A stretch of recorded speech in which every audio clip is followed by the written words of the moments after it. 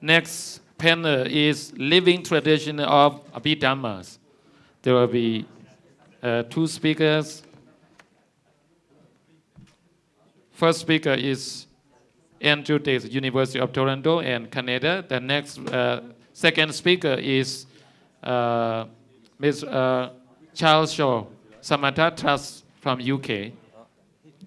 And for the chair is, may I now kindly invite the Venerable Dr. Devinda, Shan Buddhist University. Thank you very much, Venerable Panya Boga Bipala, for handing over the floor to me. So for this panel 3, we will be focusing on the living traditions of Abhidhamma, and we have Venerable Dr. Devendra Bipala, who would be chairing this session. So to introduce our chair to the audience, Venerable Devendra Bipala, he recently got his doctorate degree with the thesis entitled A Sociological Approach to Perfections, focusing on perfection of morality, Sila Barami, with special reference to Venerable Kuba Bonchon. Here, we more famously known as the Maipong Seado. Then Venerable Devendra Bipala also got his master's degree from the University of Kelaniya in Sri Lanka and his BA degree from BPU in Sri Lanka, that is Buddhist and Pali University. He also holds a Pariyati Saddhamma Bala Dhammacharya from Panglong and recently a lecturer at the Shan State Buddhist University, SSBU, and at the Sariputta Buddhist College in Muse.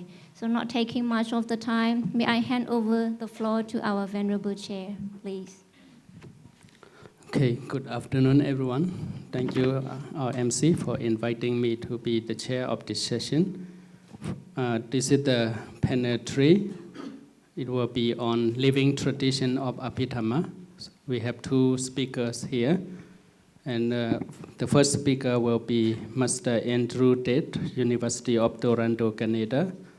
And he will be speaking about dimensions of the socio-cultural phenomenon of Patthana, recitation, skill, configuration, and continuum. So without taking much your time, may I now call upon Mr. Andrew to present your paper, please. Yeah. Well, thank you first of all to the organizer, Dr. Pipyo Jha, for putting this together, and this wonderful burgeoning institution, this Shan State Buddhist University, and the Rector, Venerable Dr. Khammai Dhammasami, in supporting this conference. It's a fantastic opportunity for me, and thanks for the opportunity and this encouragement to further structure some thought on the phenomenon of Putana recitation in Myanmar. I've previously considered this event in terms of its placemaking effects and soundscapes that it produces, something I could discuss further in the Q&A. But today I've decided to offer a few other dimensions of the Putana recitation, that is scale, configuration, and continuum. So this includes the Patampwe, which I have looked at more closely before, but I'm trying to expand to look beyond the Patampwe, or the 24-hour recitation of the Patan. To note, these are preliminary dimensions that I'm developing. They overlap and spill into each other. However, I see them and use them as my ethnographic heuristics, and I want to share them with this group because they may be useful for members of this audience as well, and thinking about Patana recitation in Myanmar and maybe in other places. As the Putana is endless and immeasurable, so would be the socio-cultural dimensions associated with it. However, today I attempt to descriptively move within that infinite a little bit. So I first encountered the extended recitation of the Putana during my first week of a month-long ordination at a monastery in Shan State in 2009. In 2012, I returned to Myanmar to complete fieldwork for my master's degree in anthropology, energetically and presumptuously requesting my hosting Sayadaw to teach me the Putana, to which he quickly quizzed me on the basics of the Abhidhamma Sangaha. I failed because I had not studied it closely yet, and we began rehearsing the Thinjo for the next few months.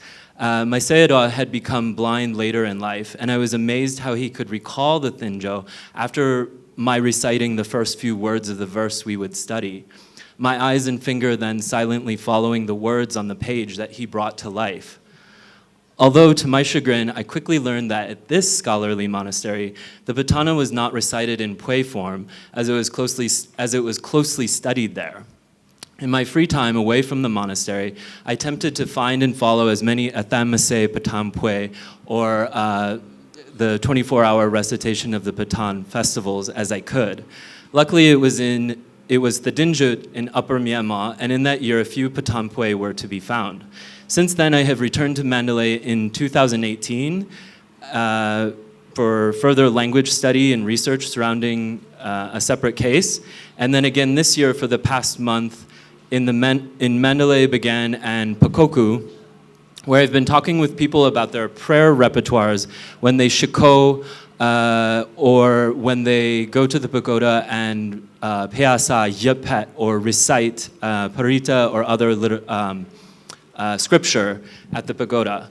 So in this presentation then, I'm attempting to draw out some dimensions of the varieties of Putana recitation that I observed over time, albeit unevenly and idiosyncratically. That is, part of my point here is not to closely analyze a particular festival or instance of recitation, but attempt to draw out and consider the general dimensions of a variety of actual instantiations of Putana recitation. I'm not creating an abstract or ideal instance from which to theorize. A normative model of Patan Pui and individual recitation can be found in Burmese manuals or Parita chanting books. However, we can compare and contrast these models with actual instantiations, of course, perhaps not necessarily privileging one over the other, or at least approaching each with different sets of questions. In describing these dimensions, I draw from I'll just move this over here. In describing these dimensions, I draw from the auto-theorization offered by my Burmese respondents, some Abhidhammic theorizing, which I'd like to develop in the future, and this conference is giving me an opportunity to develop that ability to enfold Abhidhammic theorizing onto the phenomena of Putana recitation. I'm also informed by the work of Marcel Mauss, Andreas Bandak, Birgit Myers, and Talal Assad. From Marcel Mauss, I look more specifically to his previously unpublished doctoral thesis titled On Prayer.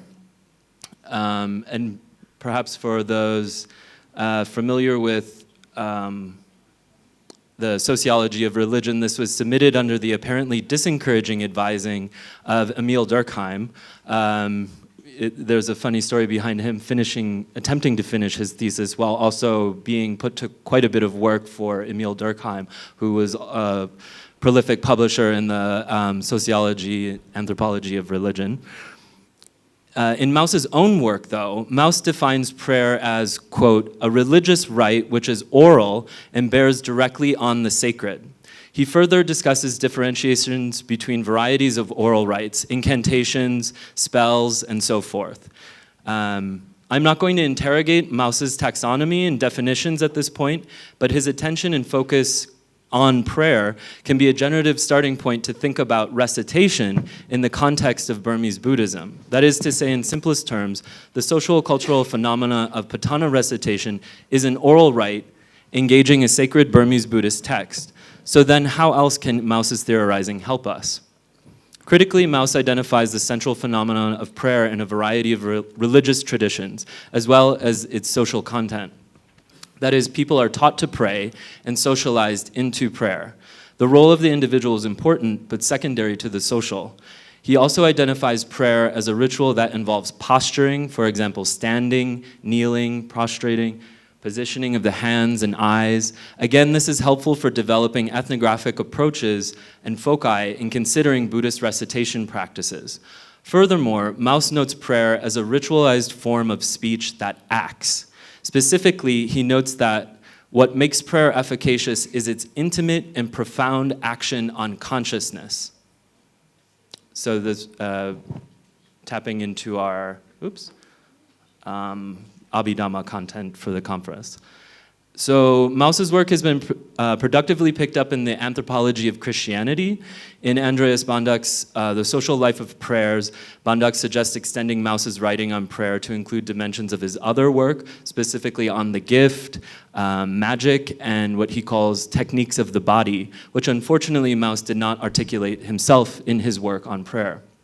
Talal Asad, anthropologist of religion, Islam, and secularism, also engages Mauss to consider translation, Quranic Arabic, and what he calls the sensible body.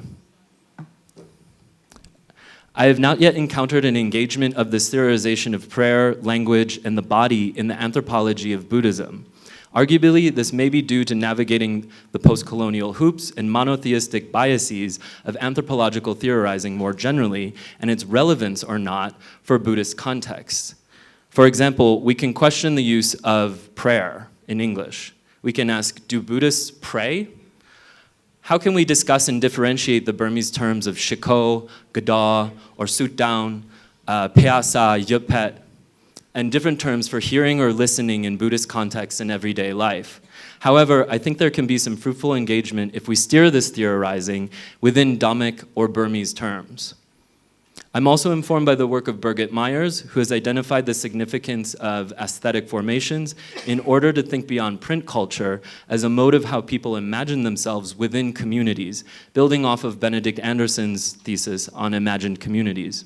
That is, Myers and contributors to her project attempt to account for multiple media and greater fluidity in the working ways of fostering imagined communities, or more specifically, religious imaginaries, either nation-bound, linguistic, for example in our case, relating to Pali, or otherwise. Finally, we can return to the Burmese engagement with the Abhidhamma and attempt to consider how, in listening and recitation of Putana, we can imply an Abhidhammic lens, which has been fruitfully discussed at other points in this conference. I must remind that these are theoretically informing my ethnographic approach, and of course, I have not yet attempted linking all of this into this presentation specifically, but I wanted to highlight a little bit of the theorizing. So to begin with a certain ethnographic proximity then, let's consider scale. By scale here, I'd like to highlight two things, namely scale as intonation and scale as in size. So in the first example of considering scale, I'd like to draw attention to the variety of voices that animate and vocalize the Putana. So here I have a video that was sent to me by a friend actually of a group of Thilishin at the Shwedagon Pagoda. It's just 8 seconds and the camera is a little bit wobbly, but just as an example to think about prayer.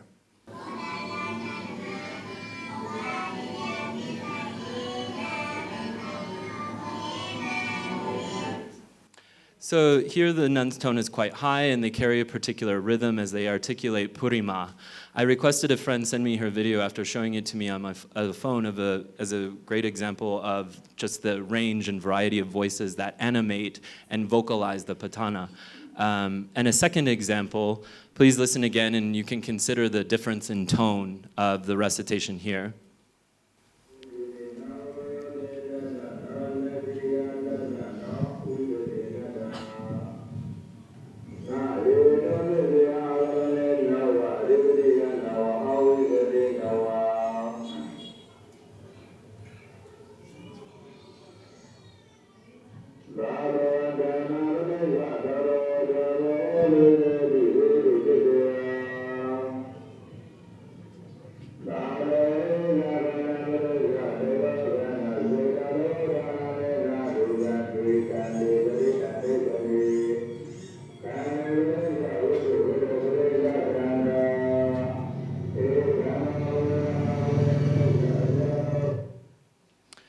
Okay.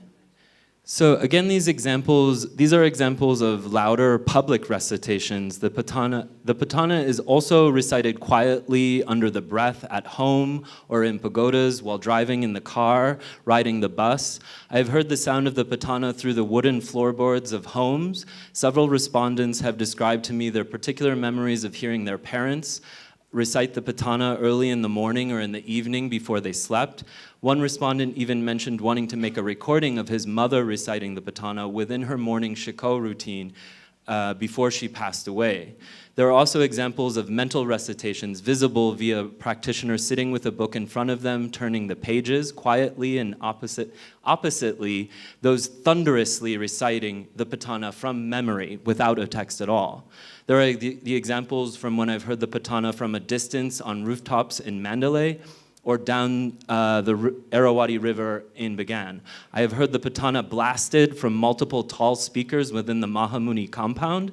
In this instance, the amplification technology duly amplified the movement of air as children jumped across the pulse blasts it produced, similar to a fire hydrant spraying water. Yet here they were jumping through the air blast produced through the amplification of the Putana. Each of these instances engage their own kind of scale. Here I note scale is not always an impersonal register that we may think of in a musical scale with that technicality mechanically noted, but is produced by particular voices and registered within a socially symbolic system. Perhaps this gets away from an Abhidhammic analysis proper, but registering it and noting it is simply different language for equanimously registering scale. Or thinking of this, we can think of this in terms of Ubeka as well, as just sort of recognizing this as sound. Yeah. So what, if any, significance is there to this variety? How or should we capture and consider the significance of different voices reciting the Putana, different amplifications? How are those voices viewed within the tradition and without? What are the sensibilities of local aesthetics? How does the dimension of scale in Putana recitation unite and divide Buddhist practice more broadly? For example, Hiroko Kawanami, another anthropologist, in her research on Thilashin in Myanmar, has identified how some Thilashin are trained for their voices to become deep and croaky, to sound like men. She writes, as their vibrant voices add another level of authenticity and magic to a ritual, the role of chanting has become elevated as an important occupation. Paul Green, as an ethnomusicologist, has analyzed monastic parita chanting in the US and developed the idea of Dhamma as sonic praxis, or the patterning of sound in Burmese Buddhist practice. He further argues that innate to Pali texts are particular metric rhythms that produce specific melodies and rhythms in their idealized, as well as likely well-practiced and produced instances. These particularities quote, steer practitioners away from dangerous or potentially distracting musicalities while inspiring mindfulness of the suttas and the memorization of the parita. And yet, what of those less than skillfully produced recitations? What sounds are those? Most Burmese respondents tell me that the right intonation, rhythm, and pronunciation are essential for easy capture, reception, and correct understanding of the Putana. All voices are not created equal here, and some voices make comprehension through sheer listening more pleasurable and palatable than others, and this skill can be cultivated. Still, apart from the normative outlook, these other voices are there, reading the same text, either intentionally working on improving their tone or simply engaging the text, reciting it in their own way. And to return to Mouse, intimately and profoundly acting on their own consciousness. Finally, I'm also told it is agudo, or demeritorious, to judge the tone. So that we have that as well, you know, to think of when we think about scale, to kind of make judgments of different tones. You might be accruing demerit even by making a judgment. And maybe we can get into more of detail with this later. In the Abhidhammic sense, these other voices can be recognized as sound, perceived by the ear consciousness when contacting the sound object, and we can listen without judgment. Or at least that's how I might understand it in the Abhidhammic terms. Here, even sweet scales and intonation should not be sought after all, perhaps. I venture gusala leading to agusala, registering good sound, then becomes agusala, wanting more of the good. If you have an attraction to the good sound, you have to be careful, because this is when seeking something good can become agusala in that sense. This is something I'll have to work out more. In the second meaning of scale, I'd like to draw attention to the number of participants in any instance of recitation. How many people or other sentient beings in any instance join in for reciting or listening to the Putana? How does the number of people participating in the recitation also affect the tonal scale? What effect do the number of listeners have on the recitation? That is, people recite individually, in groups of 2, 3, 4, 5, so on, with groups of friends, family members, co-workers, Dhamma hall groups, meditation groups, monastic groups, scaling up to the Patan Pui as a large-scale production, or where you may find one monk or occasionally 2 monks reciting at one time. Even when people recite alone, they may not be in complete solitude. At pagodas and particular images, people may be reciting packed in quite closely together, reciting alone. At Mahamuni, for example, or they might enjoy a more spacious setup. And what about the gnats, or hungry ghosts, or spirits, or animals, those that can hear or not hear? How many join in to listen to any one recitation at a particular time? So here I'm talking about scale in terms of the size. That is the number of individuals involved and affected by the tone of the recitation produced, or to account for those drawn in by the sound. So my next variable here is configuration in examining Patthana recitation. So with configuration, generally I'm more specifically considering who is involved. Who are the people involved in any particular recitation? How are they related to each other? How might they be differently arranged in any instance of Patthana recitation? I had mentioned this previously in considering scale, that is by referring to family groups, co-worker groups, Dhamma hall, recitation communities, meditation groups, monastic group members reciting the Putana together. So for example, for a visitor to a Patan Pui, this is most obviously represented in the charts and signage that specifically list the monks that will recite. The families, so on the image closest to me over here, this is a list of the names of the monks that will recite and the order in which they will recite, alternating with, in this instance, it was 30-minute shifts. Sometimes they do 1-hour shifts of reciting the Patan.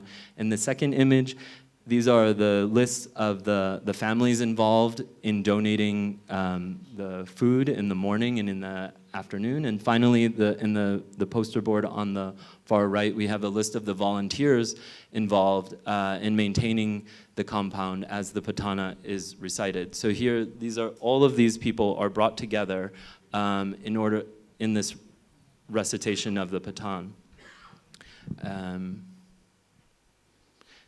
And then I just thought this was, we can even think of the Pui configuration incorporating the electrician who may manage or repair a set of amplifiers to ensure the unceasing broadcast. So in this instance, there were 2 amplifiers set up that would be alternated between if one became hot or overheated. And again, what about the gnats, the spirits, or animals?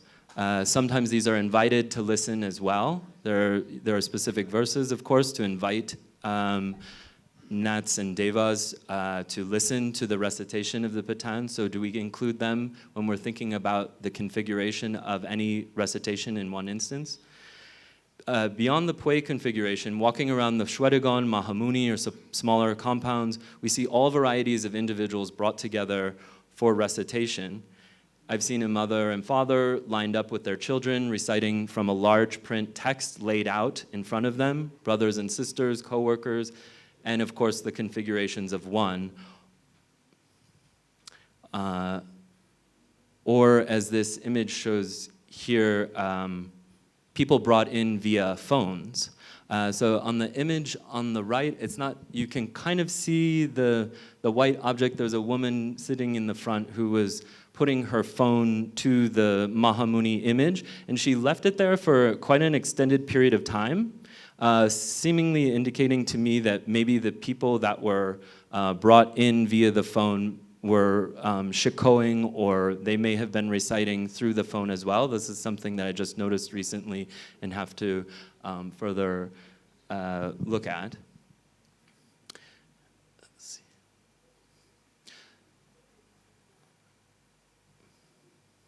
So these are just, again, I'm using this as an ethnographic heuristic and way to think about Patthana recitation. Okay, finally, when examining Patthana recitation, I think it's important to think of the variable of continuum of Pali literacy. That is, when we think of the Patthana can be identified in part as a form of public pedagogy. It's an opportunity for people to hear the Patthana, and as much attention as you put to it or not, there's a public pedagogy element to that, to that amplification.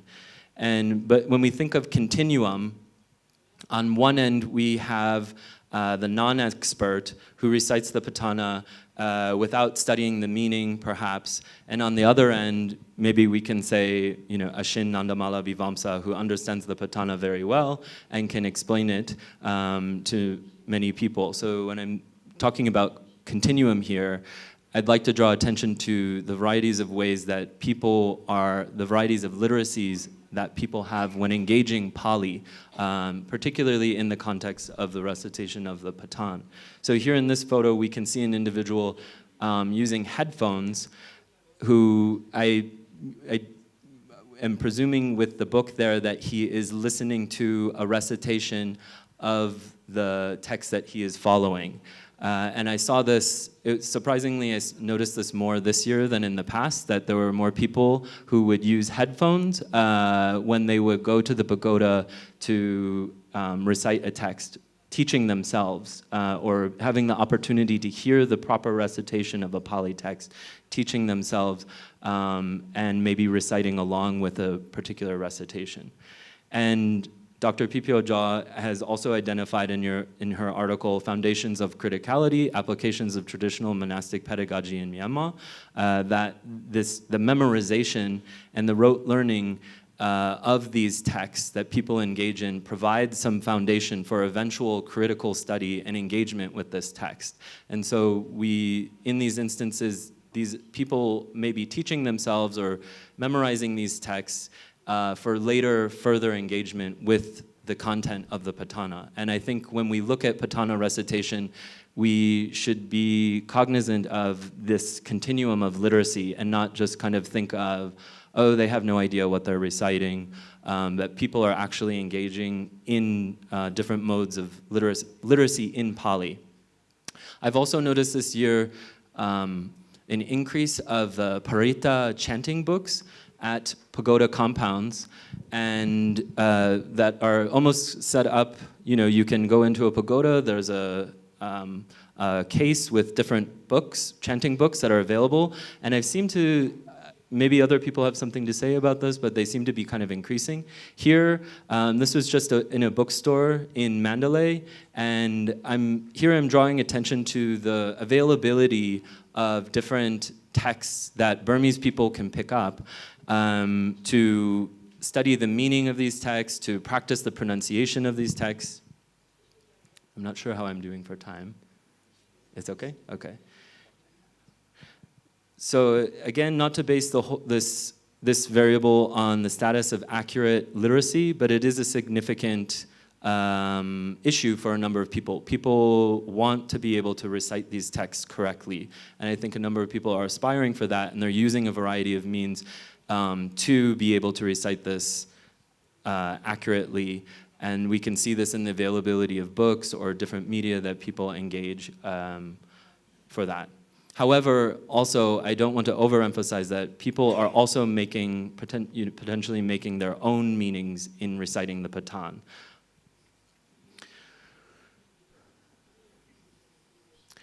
So in conclusion, I felt in the past that the attitudes or positions towards Patthana recitation have sometimes become a bit one-dimensional. There are the experts who recite the text and understand it completely, and the masses who don't understand and simply recite the text to protect themselves against danger. Although Ashin Nandamala Vivamsa today thoughtfully addressed these complexities in his opening talk, talk today about how Burmese people engage the Putana in their own ways, picking up these texts and reciting them, or teaching themselves how to recite them in a way that we can be conscious of. This presentation then has been an attempt to consider recitation practices, particularly surrounding the Putana, more generously and robustly, with at least 3 dimensions in order to expand our consideration of what is the Putana and what are the multiple modes of engaging it. By considering these dimensions, we consider how the Putana engages us as well. I hope that these dimensions may be useful in future discussions on recitation and the study of Buddhism.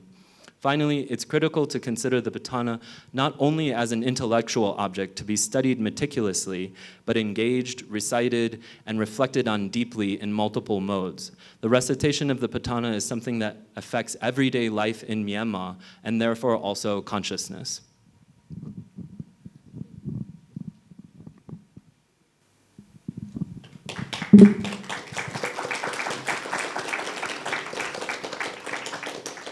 Thank you very much, Andrew, for your wonderful presentation. It's very interesting and very informative about Myanmar Pathan Boy, the Patthana recitation ceremony in Myanmar.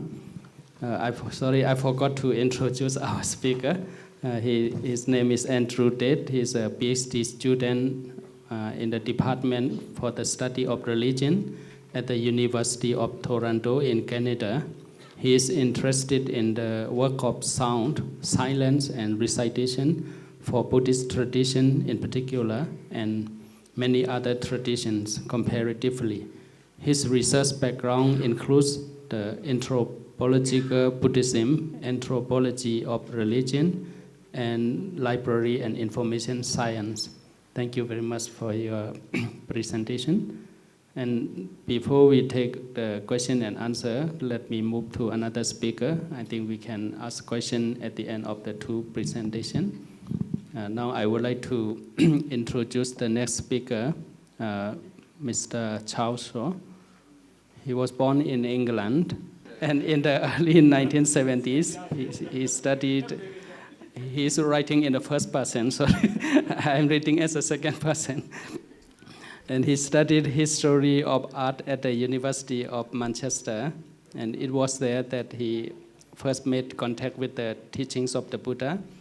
And this came about through meeting Lankasen, who was both a scholar of Pali and Buddhist studies, and also a practitioner who founded the Samatha Trust, a UK charity which supports the tradition of Samatha Vipassana, breathing mindfulness, introduced from Thailand to the UK by Nai Bonman Bonyathiro in the early 1960s, and provided meditation classes and a wide range of study groups, including Abhidhamma.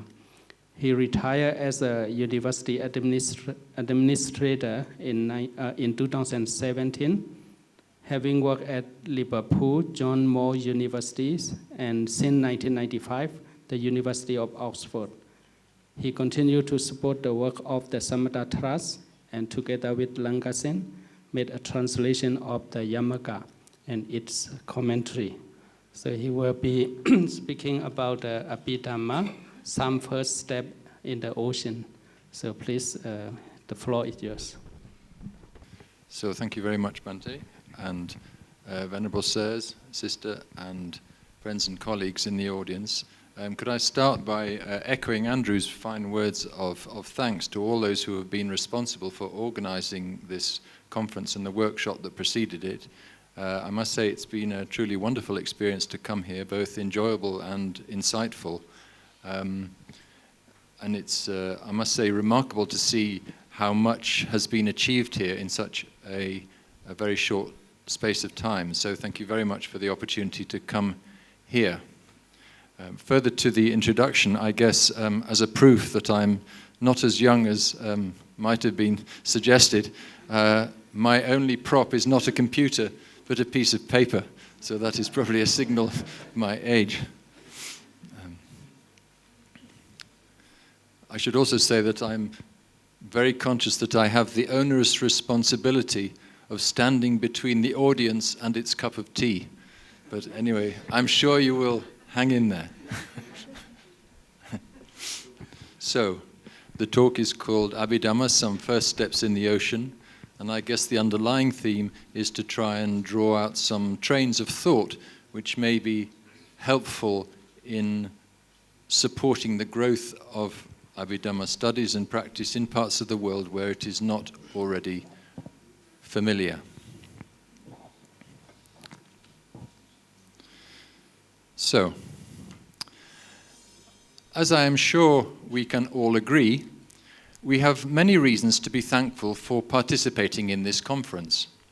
Principally, of course, we have the opportunity to thank Venerable Dhammasami on his 55th birthday, and to thank him most sincerely for all that he has done, both here at Shan State Buddhist University and in so many other places around the world. The last time that my wife and I visited him at Oxford Buddha Vihara, the conversation somehow turned to a discussion of bodhisattvas. On reflection, that seems to have been not at all inappropriate. Another reason to be grateful is that we are able to discuss Abhidhamma in a part of the world and in a university which enjoys such a rich and deep-rooted tradition in the study and practice of Abhidhamma. We know that we are, as it were, amongst friends. However, the same cannot necessarily be taken for granted in other parts of the world, where the appreciation of Buddhist thought in general and of Abhidhamma in particular are at a much earlier stage of development and are thus significantly less familiar. At the extremes, unfamiliarity can breed mistrust and rejection. It is therefore perhaps worth considering why this is the case and what steps might be taken to foster the development of Abhidhamma studies as a living tradition in new environments where it has yet to take root. One of the best-known passages of Pali chanting, the Itipiso verses which proclaim the virtues of the Triple Gem, include amongst the features of the Buddha's teaching the quality of akaliko. I have the technology. Of no fixed time. In other words, that its value is not limited to a particular time or cultural environment, but rather has the potential at least to be brought to life and followed at any time. But we should not expect this potential to be realized randomly or of its own accord. As with any new growth, it requires the ground to be prepared and the new shoots nurtured and cared for in such a way as to enable them to take root and flourish. So before going on to looking at the Abhidhamma, some preliminary thoughts from the suttas. As a preliminary to considering the Abhidhamma, there are two passages from the Sutta Pitaka which may help to provide some useful guidelines for our inquiries.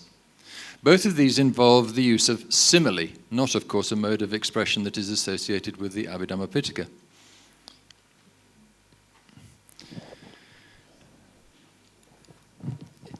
In the Singsapa Sutta, the Buddha compares a small handful of leaves that he has taken from the forest floor with the vast and incalculable number of leaves to be found throughout the forest.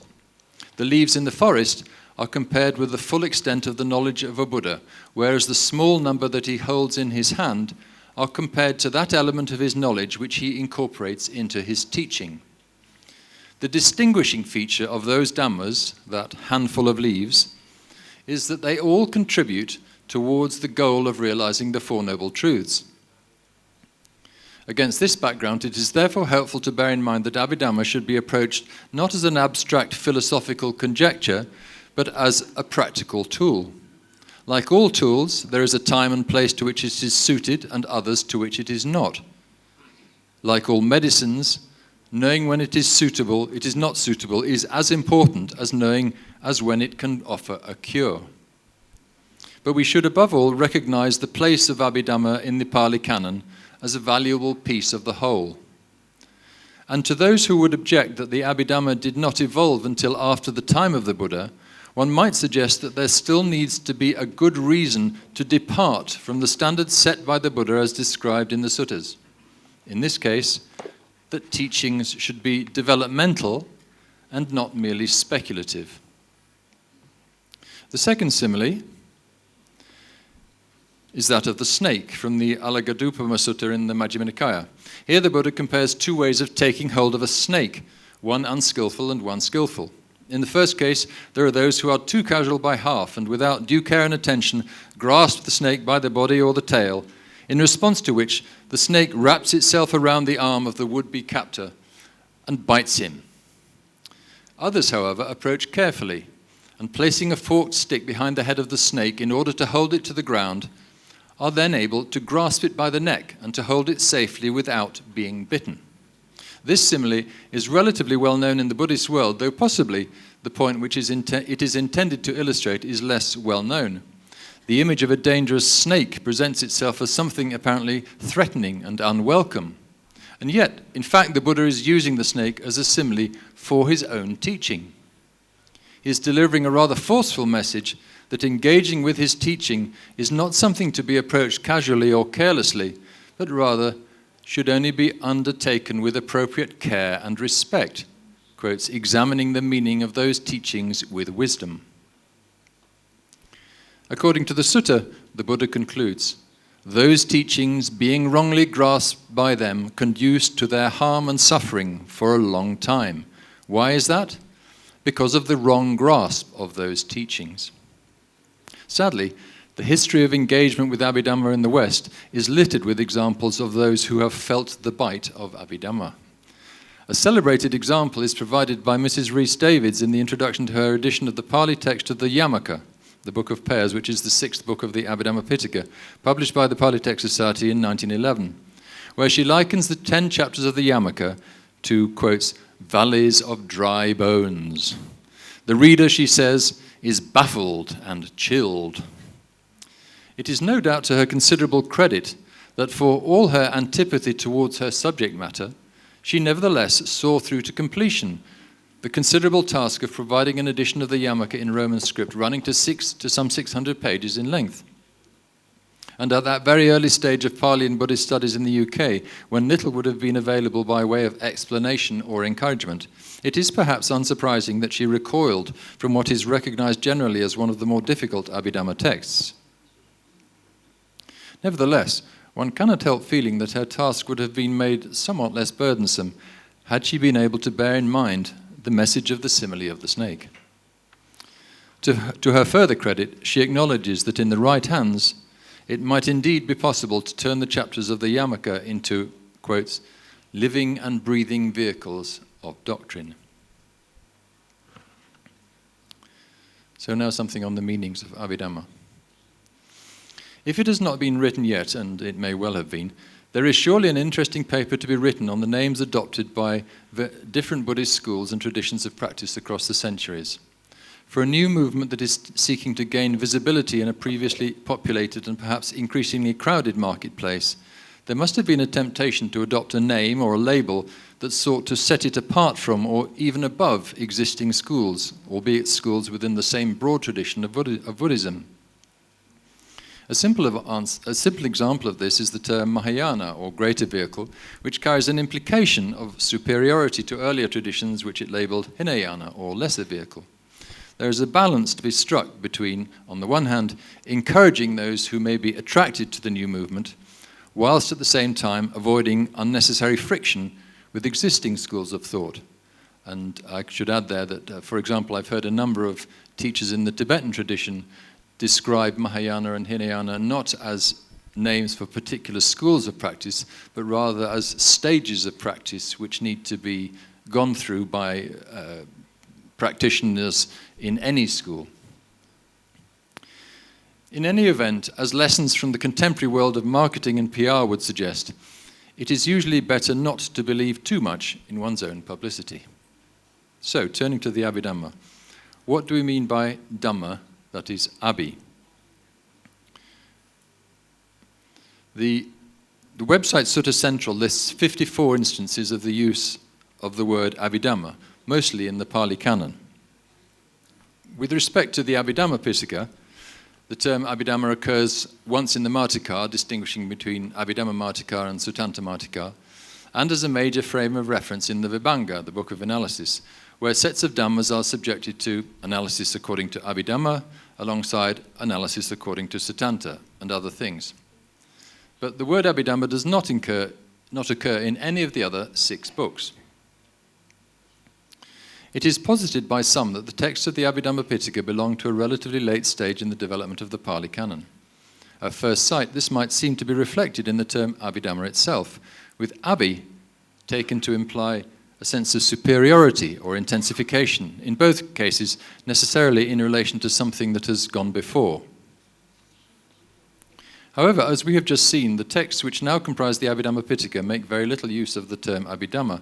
So whilst the label Abhidhamma has sometimes been used in a conscious attempt to elevate those teachings above other forms of Dhamma, we should perhaps not assume that this was part of the mindset of those who first compiled the texts of the Abhidhamma Pitaka. When considering the relation of these texts to the rest of the Pali Canon, we should not be distracted by the title Abhidhamma. Perhaps translating it therefore as further Dhamma, rather than higher or superior, helps to place these texts at the latter end of an evolving canon of teaching without separating them off too sharply from earlier phases.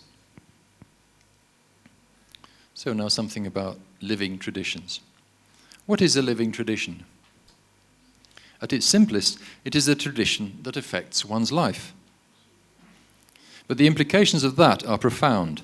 It means that to be a living tradition, the teaching of Abhidhamma must not only impart a set of ideas or constructs, but must also embed itself at the heart of how someone experiences and understands the world.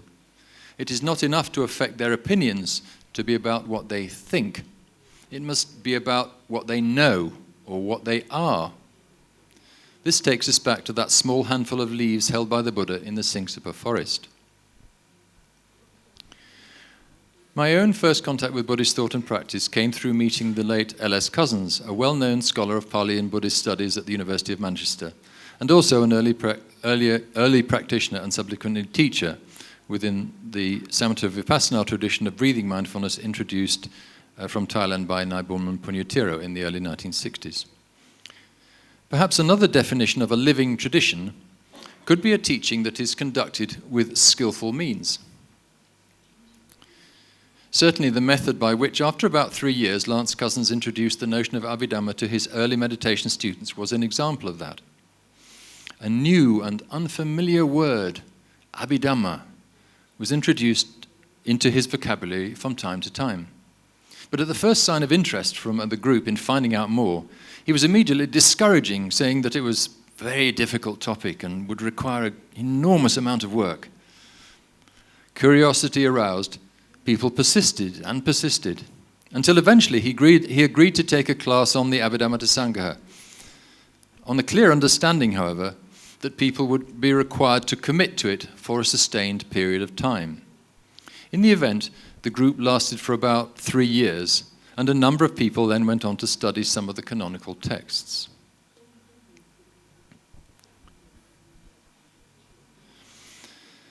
In the terms of the 6 particular Chaitasikas, sorry, the slides have got slightly behind. Here we are. And again. There we go. In the terms of the 6 particular Chaitasikas listed in the Abhidhamma Sangha, he had first provided us with an initial contact, vitaka, which in response to his reticence had developed into further questioning as to what this was all about, vichara.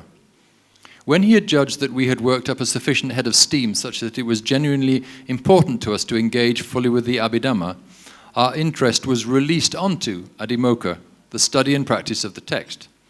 After which, having been suitably primed for the task, we were able to provide the necessary vigor, virya, and enthusiasm, piti, to see the task through to completion. In other words, he was determined to ensure that we grasped the Abhidhamma by the neck so that we could learn from it, rather than being bitten by it. One of the means by which Lance Cousins sustained interest in Abhidhamma over the years was to invite to Manchester a range of speakers on different aspects of Abhidhamma, and perhaps the most memorable of these was a senior Burmese monk, Venerable U Nyanaka, who in 1987 gave a series of talks on the Yamaka. His mastery of the material and the flexibility with which he was able to apply it in ways which were intelligible to an audience that had experienced none of the traditional schooling in Abhidhamma were most impressive. At one point he was asked, how had he come to learn about the Yamaka? he explained that as a young monk, he had first spent a couple of years learning by heart the Pali text, some 600 pages in the heavily abbreviated Pali Text Society edition, before then going on to study the meaning. The effect of internalizing so thoroughly the text and its meaning was very striking. When asked a question, he would turn his mind to the relevant passage in the text, as if leafing through a vast internal encyclopedia, and in due course chant the relevant passage. Typically, he would then give the orthodox explanation of the passage, followed by some further discussion with the questioner to help them understand the meaning within the terms of their own experience. This was both deeply impressive as well as somewhat daunting, since although his method was so clearly effective, it relied on a skill set that was no longer available to us. Western literature of the 19th century commonly carries references to people learning by heart large parts of the Bible. But unlike in Myanmar, for example, where the annual testing of those who would have attempted to commit to memory one of the Pitakas, or even the whole of the Pali Canon, still takes place in Yangon, in Europe and elsewhere, those skills have long since declined in favor of other skills influenced by more recent technologies and spheres of interest. This is what gives the exploration of Abhidhamma an added fascination in parts of the world that have no tradition of such study. Not only is there the challenge of understanding the material itself, but there is also the added dimension of working out what methods of study or instruction will be successful in bringing Abhidhamma to life for new audiences in new environments. In other words, of seeking to confirm that Abhidhamma is indeed akaliko. For those who choose to accept the challenge, it must surely be the case that this is still a work in progress, and one which is very much in its early stages. When the group in Manchester had finished working through the Abhidhamma Sangha, each person was asked to write a brief article based on their initial studies. Lance Cousins provided an afterword in which, commenting on the undertaking, develop, as it were, from scratch, some understanding of the deep aspects of Dhamma addressed by the Abhidhamma. He wrote, "Perhaps one could compare it to the building over many generations of the great medieval cathedrals of the West and the great monuments and temples of Asia. Even to take part in the clearing of the ground might appropriately give rise to gladness and awe." So, some different approaches to Abhidhamma. As we have noted above, Mrs. Rhys-Davids referred to one Abhidhamma text as being like a valley of dry bones. And on the face of it, it's hard to disagree. But the question that then arises is, what does the Abhidhamma expect us to do with these dry bones? One answer would be to say that Abhidhamma provides a skeleton which it then expects the reader to flesh out and bring to life in terms of their own experience. So while on the one hand, it attempts to provide a comprehensive picture of the range of mental and physical realities in the Dhammasami and the laws which govern their interaction in the Putana, it is at the same time, perhaps consciously, incomplete, since as an instrument of practice rather than as a mere repository of dogma, it requires its audience to provide examples from their own experience. In other words, we are asked to flesh out for ourselves the bare bones provided by the text.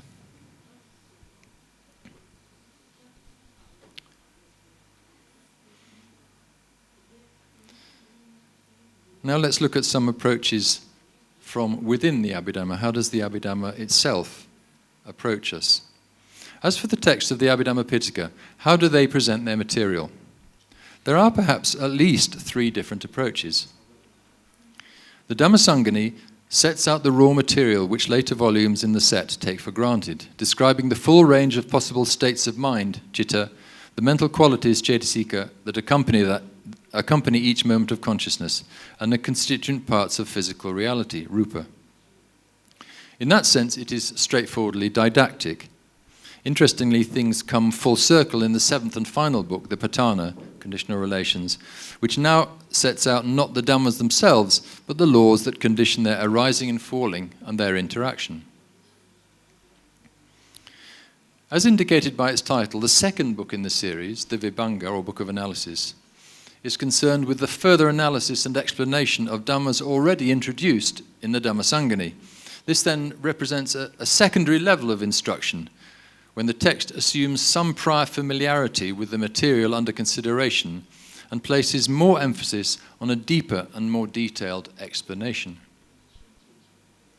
One might say that it has more of a flavour of vichara, exploring in different directions, than vitaka, or making that initial contact.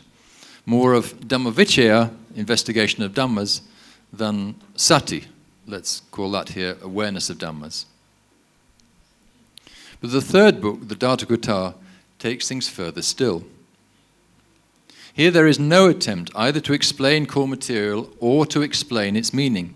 Indeed, one might say that the text teaches us nothing at all.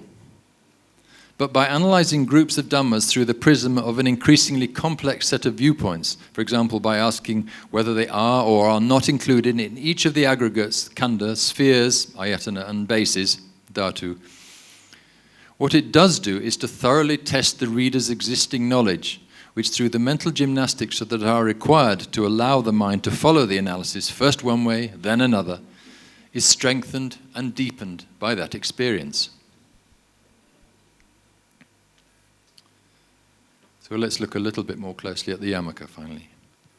This approach is given its fullest expression in the much longer sixth book, the Yamaka, or Book of Pairs, where the analysis shifts across multiple dimensions, sometimes singly and sometimes in combination. Positive and negative, arising and ceasing, past, present and future, different classes of beings and different realms of existence, and so on. Interestingly, the first Pali English dictionary produced by the Pali Text Society says of the prefix abi, the primary meaning of abi is that of taking possession and mastering. So the notion of mastery would seem to be very much at the heart of what is being tested here, requiring as it does great dexterity in handling the range of different concepts, as the text asks a seemingly endless stream of paired questions based on the paradigm, does A relate to B, and does B relate to A in the same way?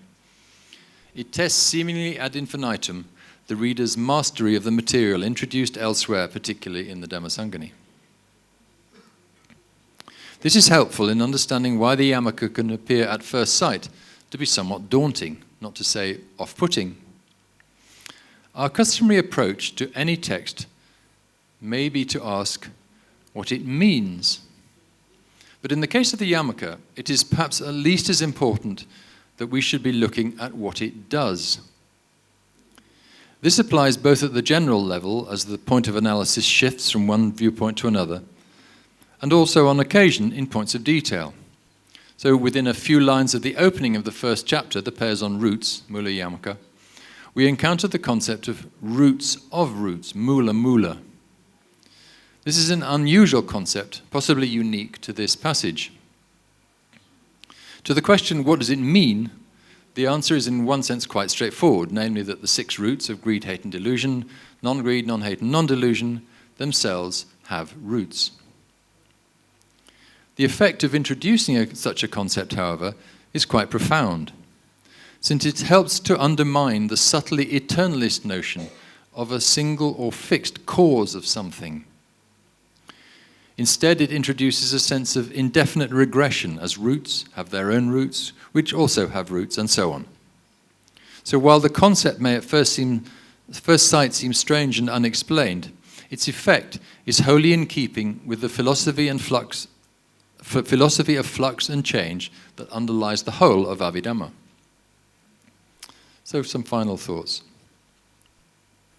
Since a conference is also, amongst other things, a conversation, an alternative to ending with a conclusion might be to end with an invitation to provide comment or criticism to help that conversation and its associated thought processes on their way.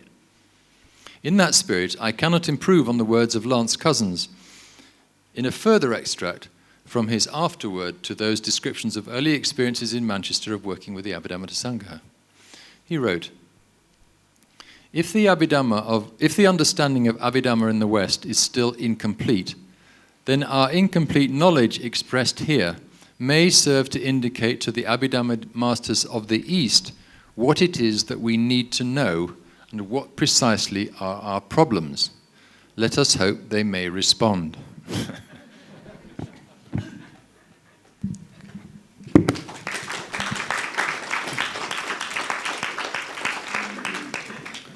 Thank you very much, Charles, for your wonderful presentation on the Abhidhamma study in the West.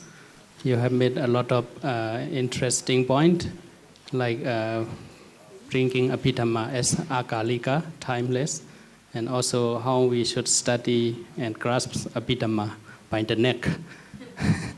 So now is the time for question and answer. If anyone has any question, comments, or discussion, please raise your hand. We will provide the mic. Okay, the nun at the end, please. My question is for Mr. Andrew. Yeah, thank you so much for your fruitful presentation about Patthana recitation in Myanmar. So my question is, in Myanmar, people usually do the Patthana, the Patthana recitation from time to time with the purpose of getting kusala. But this is started with the right intention. But however, when there is too much noise, then the listener's mind turns to the anger. So how would you evaluate this kind of culture in Myanmar? This is my first question. The second question is, in terms of creating kusala, what type of model should be introduced in Myanmar? Thank you.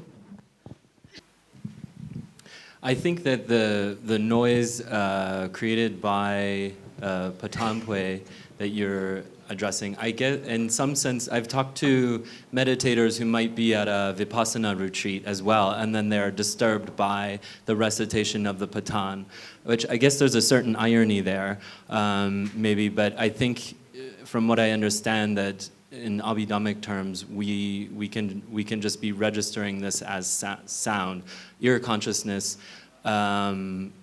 receiving the sound object, and this becomes sound. And I think that's the best. Otherwise, maybe I've also heard people are just turning down amplifications in the evening and things like that, and maybe overall lowering the volume of the recitation. I think at some point there might be some kind of ancient India Renaissance where maybe people are just reciting without amplification at all. In US and Canada, we have a phenomenon of music concerts that are unplugged. So maybe, in the future in Myanmar, this kind of trend would take over where they will reproduce what recitations were in ancient India, which would have just been amplified by the architecture of the building that it was produced in. So at this time, I think there's an interest and excitement around amplification technology, and perhaps people are getting a little bit too excited about that, and maybe we're at a curve where that will eventually kind of decline and become less popular. But for right now, I think the ideology is that the louder, the better, the more people that will hear it, the more devas that will hear it, the more animals that will hear it, the more gudo we will get, and therefore, we have to turn this up as loud as possible. But I think right now there's a interesting kind of dialogue happening in the newspapers. Recently, I'm not sure, I don't think that this was a recitation, I don't think it was a Buddhist recitation, but I read a headline that in Irrawaddy, there was actually a stabbing involved in altercation over an amplification system where somebody had approached somebody to turn something down. I haven't been able to read the article yet. It would be surprising if that were a Buddhist recitation happening at that time. It may have been something else, but that's an extreme example. And your second question, you had asked, you can rephrase it? What model of kusala? So what type of model should we introduce? Instead of using the loudspeakers all the time. Oh yeah. Well, and I get and I maybe answered that already. Just Yeah, with I sure, think there's sure. kind You of have the a unplug. maybe there will be some kind of renaissance of unplugged recitations perhaps. I'm waiting for that to happen. I think that will probably happen at some point. Thank you. Thanks for answering. Namaskara Pathira. Namaskar. My name is Supapon. Abhidhamma teaching. Abhidhamma teacher. In the name of may I have a chance to answer the question in Abhidhamma? Because the voice in Abhidhamma is a rupa. A rupa is a payagata. That means it's not control, it's a voice. Voice is a voice. Nothing but when my concern that we are, that's why we are imagining. Our mind is imagining. If you know the fact that the voice is a rupa, the rupa have this. It has a special thing that is rupa is rupana lakkhana. Rupana lakkhana, that means it's just losing. Rupa has only one thing, it's lose all the time. It's happen and lose, that is. And it's happening in apayagata. So if you know the fact that it's just a rupa, not your imagine. When you love to hear this thing or you don't like it, that is your, not the rupa. Okay, this is Abhidhamma is in your normal life, or we have if you know, just you know the fact. Okay, thank you very much. Can I just? I have two comments for Andrew and a question. Actually, on the same topic, you mentioned about how kusala could become akusala. So through Upanishaya, so when you look at the Piññāvāra, and you can see that from kusala and it becomes akusala, and within that what you will see Satan Upanishaya Mananzapeti Daitantanati, and then Tilan Sutan Sagan Pinya. So Sutan is also there. Sutan as in something heard or so yes. So here it's talking about from how kusala. So the cause, the intention is the kusala, but then again it could turn into akusala. So you might want to look at that. Another comment is that Kate and I wrote an article on the Mahamuni image, and in it we mention how, from an Abhidhamma point of view, you would take an image of the Buddha, in that case Mahamuni, through object condition. So in Myanmar it will be ayong beauty, right? But here, using technology via phone, via video capture, what that indicates is that technology is actually kind of making that traditional way of ayong beauty kind of redundant to some extent. Can you see that? Which wasn't there when we were writing about that. So that, I think, is a new thing. So through very smartphones and technologies. So that is a new thing. My question is that you showed us recitation books, the Payashiko books and Bayek Sao. Then have you asked people how they choose which book to buy? That question would be very interesting, I think. So how do you choose? How do you choose which Patthana book to buy? Because practically they are kind of saying the same thing, but in a different colors, different covers. So how do you choose that? That kind of question.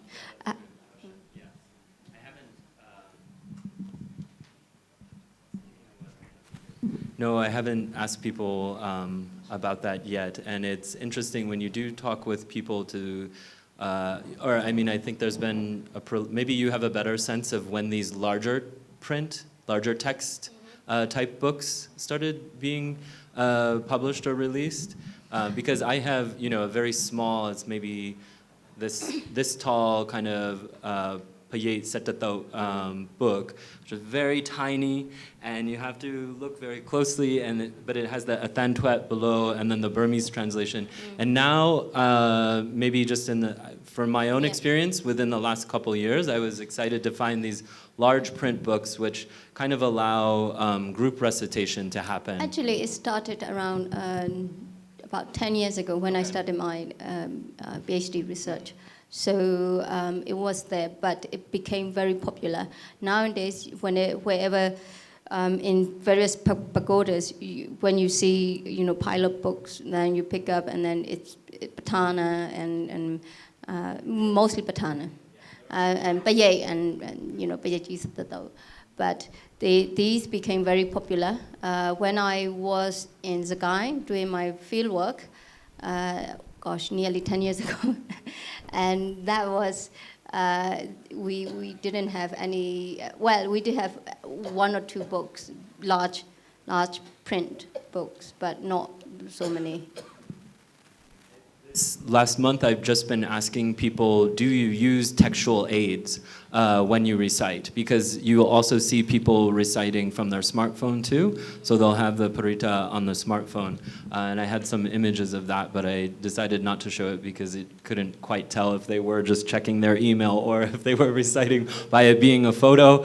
But so one of my questions was, do you use textual aids? And was getting at more the divide of who is memorizing and who is reading these things to catch that difference of maybe if there's a generational difference, or if you can see the commitment perhaps, or talking with somebody over within their own practice or their own experience. Had they used books for a period of time and now they're not using books? So my question was around, do you use a textual aid or not? And what, if you use an aid, what aid do you use? But I think, yeah, getting into the literature that they have at the bookstores and kind of looking more closely at the varieties or what assemblies of text might be together and why. Sometimes, you know, there's the nat bin, so the invitation to invite the nats that may precede. Sometimes they have a particular, perhaps a standard order, but I was also asking people in what order do they recite things when they go to the pagoda. And it seemed that they would be paging through the book at different times for different things, or they have some things memorized, and then sometimes they would go back to a textual aid. Those were my questions were more around that. But I like this idea of how do you choose which book, and if there are. This opens up the questions of translations, perhaps, or I'm not, you know, looking at how the Athan Tuet system works, and if there are discrepancies in people and how those are represented in the books too. Okay. Any other more question? Okay. Yeah, Ms. Samsuk, please. My name is Samsuk, and we've heard a lot about chanting Patthana in Myanmar. I would like to ask other venerables who have experiences in other Theravada countries like Sri Lanka, but I would say a little bit about Thailand. It is not that popular chanting of Patthana, but we do chant at Abhidhamma school or Abhidhamma Institute, like at Wat Mahathat, and all the monasteries that teaching Abhidhamma. I wish that they chant more Patthana, and many people don't understand, and sometimes they get mixed up with Satipatthana. You know, so a lot of questions come to me. Are they chanting Satipatthana? So I think we like the monastery of Wat Chak Deng, or Chak Deng Sayadaw, also when the previous Chak Deng Sayadaw passed away, during the first 50 days, we chant Patthana almost every night, and the the monks from Wat Jak Deng, they do chant, but it's not the common practice in other monasteries. But maybe we can hear from Sri Lanka. Yes, Venerable from Sri Lanka, can you share some of your experience about Patthana recitation in Sri Lanka? Please a bit.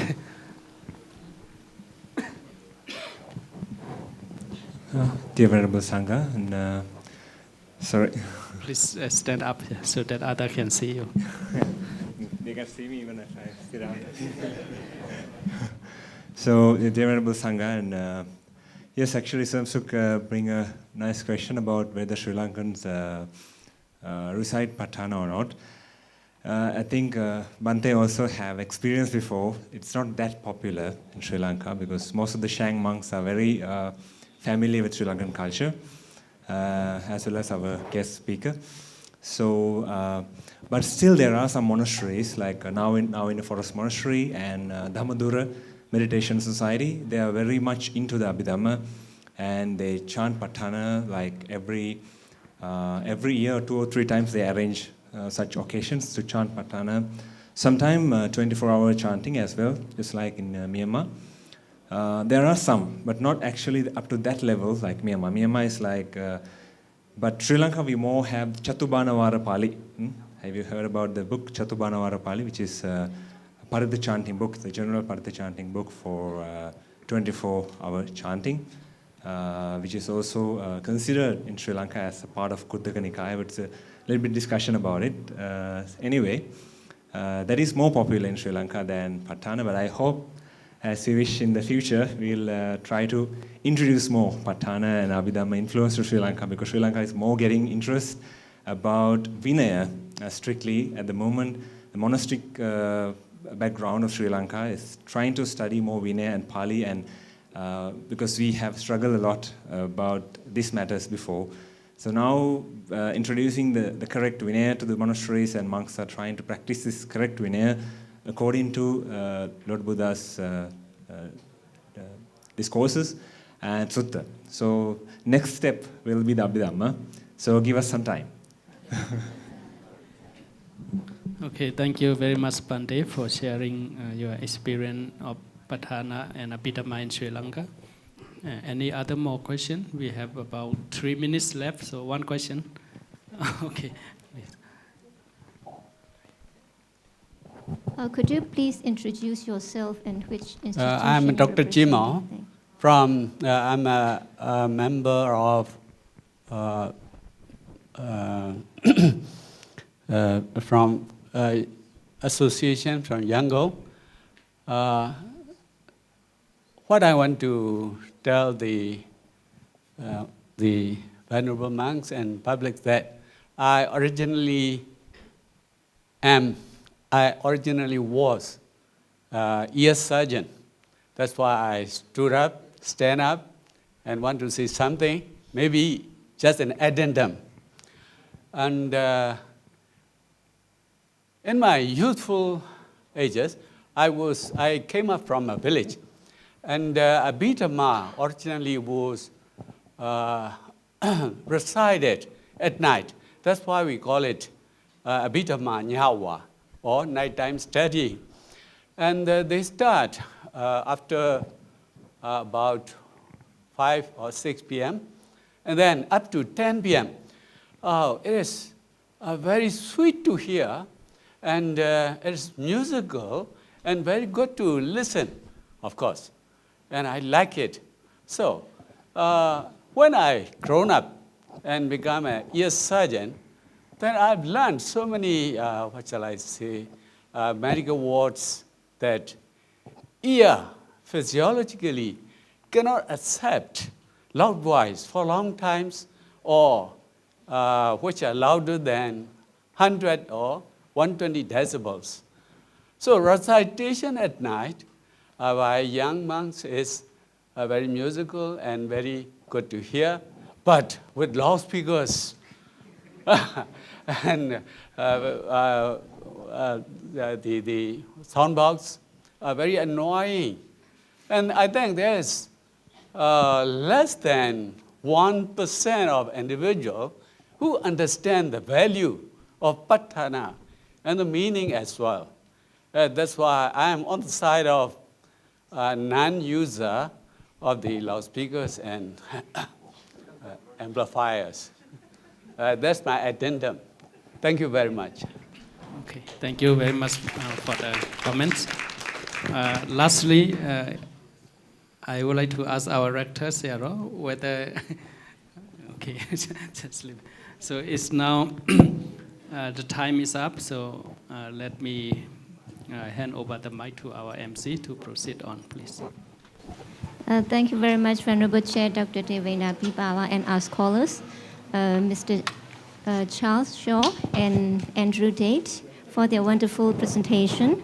Yes, it's very lovely tradition of the recitation of Patthana in Myanmar, then how much you have explored on the sociological and anthropological basis. And yes, this use of microphone is also something to be considered. And if we vote I don't know which will go, how many people will go to this side, that it should be allowed, it should not be allowed. So we should be on the, I think, like sort of, we should have consideration for the environment, because we respect the environment. So there are many things to be considered from the side of the Patthana and from the sociological background. And thank you very much, Mr. Charles, also for the valuable contributions that you have given. Then you say that living tradition means tradition that affects our life. So we will try to live up to that, and we all will try to flesh out our life with the rich experience of the Abhidhamma knowledge. So now this is the time for the presentation of the certificate of appreciation and the souvenirs to our esteemed speakers. So may I welcome our Venerable Chair to present the souvenirs and the certificate of appreciation to the speakers. Mr. Charles Shaw first, please. Sadhu, sadhu, sadhu. Again, two traditions, sadhu and clapping. So we, yeah, both are equally appreciated. Again, the same goes to sadhu, sadhu, sadhu.